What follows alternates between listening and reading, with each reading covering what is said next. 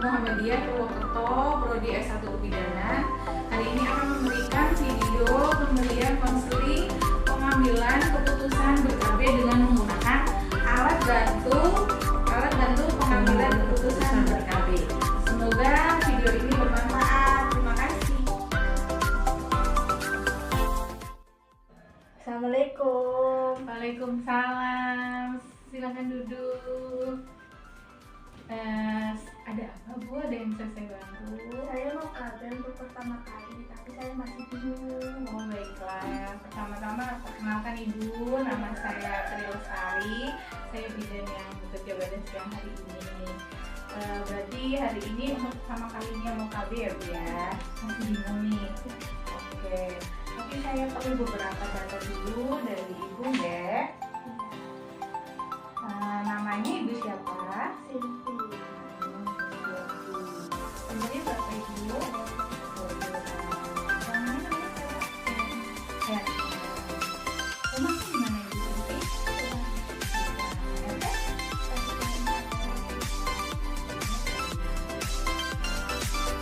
Nah, berarti dekat-dekat saya ya, tetangga saya.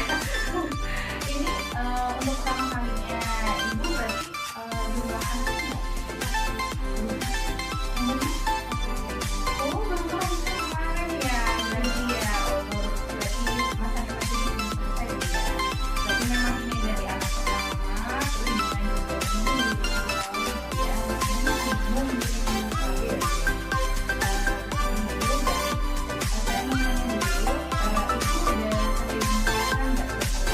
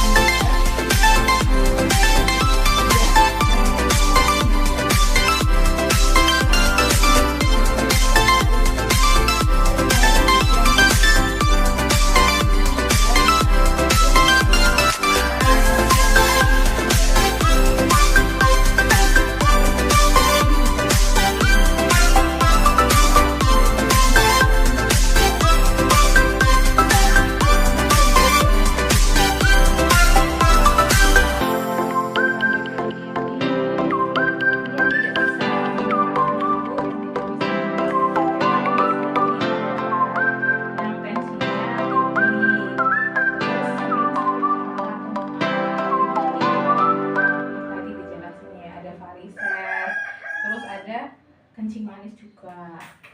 Nah, efek samping dari pil KB di sini biasanya kalau minum pil KB itu belum pernah sama sekali ya. Kalau pil KB itu biasanya kita agak pusing dan mual. Makanya kalau orang-orang yang punya migrain itu berarti tidak dianjurkan untuk minum pil KB gitu. Cut dulu. Untuk yang kedua adalah metode kontrasepsi suntik ibu, suntik progestin. Mungkin kalau metode kontrasepsi yang ini sering didengar ya, karena kebanyakan ibu-ibu muda juga pakai. Tapi ini nanti terserah ibunya. Ini tak jelasin dulu ya. Namanya kontrasepsi suntik progestin. Di sini yang dianjurkan yang 3 bulan sekali ibu. Yang 3 bulan. Nah ini sangat efektif. Terus mudah berhenti juga. Terus aman bagi hampir semua ibu. Cuma di sini akan ada perubahan pada siklus menstruasi. Siklus menstruasinya kadang ada yang nggak head sama sekali, ada yang ngeflag gitu. Berarti ada perubahan di siklus mensnya. Terus ini juga untuk penularan tentang HIV atau infeksi menular seksual ini tidak terlalu melindungi karena ini hormonal yang di dalam tubuh ibu. Begitu ibu. Nanti kalau untuk suntik sendiri mungkin ibu pernah dengar dari tetangga? Pernah ya. Berarti disuntikannya adalah di bokong ya, bukan di lengan. Kadang ada bu yang taunya di lengan, padahal kalau suntik KB itu ya di bokong gitu ya. Terus biasanya kalau orang-orang yang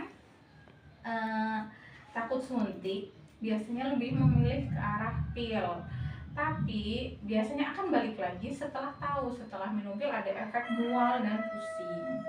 Nah ini untuk suntik 3 bulan sekali. Untuk jarumnya dan spek yang digunakan itu sekali pakai ibu, jadi antara pasien satu dengan yang lain itu terpisah gitu.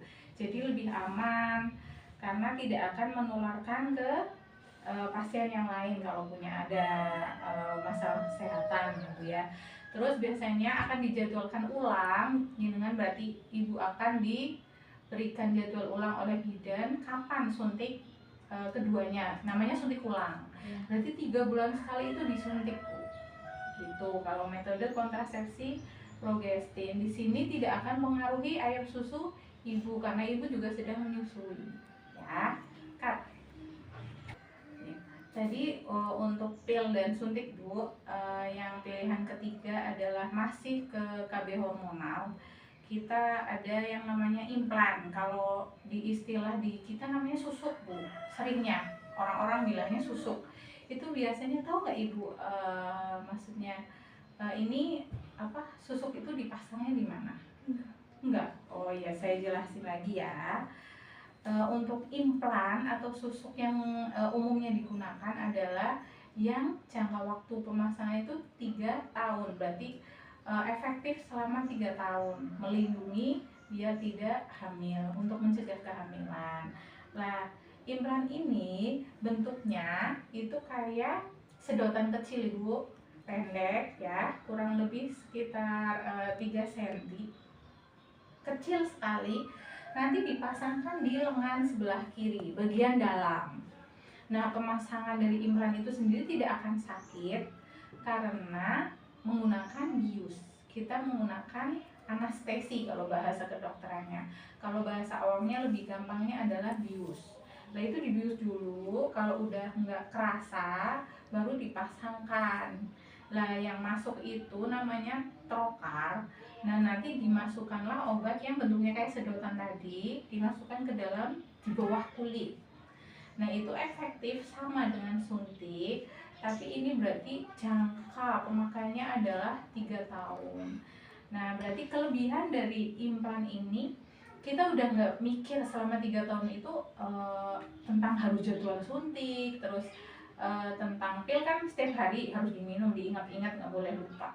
Kalau implan itu berarti kita, wah ini udah tenang aja nih 3 tahun gitu ya, itu lebih lama. Terus ini apa, untuk semua ibu, hampir semua ibu bisa menggunakan implan. Nah, di sini pengaruh dari implan itu sama dengan suntik sih, karena dia sama-sama hormonal, dia mempengaruhi siklus menstruasi. Jadi itu bisa sampai berapa bulan itu nggak head, tapi ada juga yang setiap bulan malah head bu, kayak orang pil gitu. Terus di sini juga tidak ada efek, mungkin ke kayak pil itu mual. Ini kalau ini enggak, cuma mungkin kalau ibunya takut dengan jarum suntik dan sebagainya agak-agak bermasalah pada saat pemasangan pertama. Tapi nantinya kan akan setelah itu tidak akan ini lagi selama 3 tahun gitu. Untuk implan sendiri tadi kan udah saya jelaskan ya Bu ya, kurang lebih 3 tahun ya Bu, 3 tahun pemasangan. Nah di saat pencabutannya adalah sama, terus dipakai bius dulu, baru diambillah itu implannya. Biasanya kita menggunakan yang isinya 2, implanon namanya. Implanon. Nah itu kalau dulu zaman dulu tuh 5 isinya, kayak kipas Bu, 1, 2, 3, 4, 5. Kalau sekarang tuh cuma 2 dipasang dan itu tidak nyeri sama sekali karena ada anestesinya atau biusnya gitu. Terus ini juga tidak mempengaruhi pengeluaran ASI karena ibu juga kan masih menyusui ya. Nah ini sebenarnya kalau umpama kita ada keluhan pada saat implan, ini bisa diberikan penyuluhan. Jenengan juga bisa ke puskesmas dulu untuk tanya kira-kira ini saya bisa nggak diobati dulu, apa memang bisa dilepas atau tidak gitu. Yang selanjutnya ini pakainya alat Bu, berarti bukan secara hormonal, ini tuh alat. Jadi untuk menghalangi sperma masuk. Nah, yang paling banyak sekarang namanya apa Bu ini? Kondom ya Bu ya. Iyalah, ini bisa didapatkan di apotik, bisa lebih gampang didapatkan lah sekarang di Alfamart, di Indomaret juga ada ya Bu ya. Nah ini juga penggunaannya mudah. Terus ibu berarti ini KB bapaknya yang pakai. Lah ibu tidak ada, maksudnya di sini sangat melindungi dari penularan infeksi menular seksual.